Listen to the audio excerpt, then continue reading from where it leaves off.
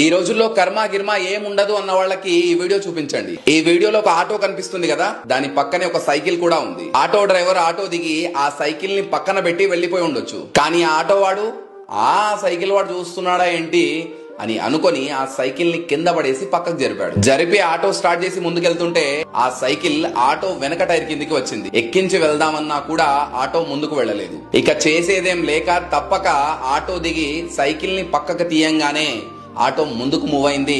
వేగంగా చెట్లలోకి దూసుకుపోయి పెద్ద గుంతలో పడిపోయింది. సైకిల్ ని మర్యాదగా పక్కకు తీసి ఉంటే ఇంత నష్టం జరిగేదా? నన్నెవడు చూస్తాడులే అని చెడు చేసుకుంటూ పోదాం అనుకున్నాడు.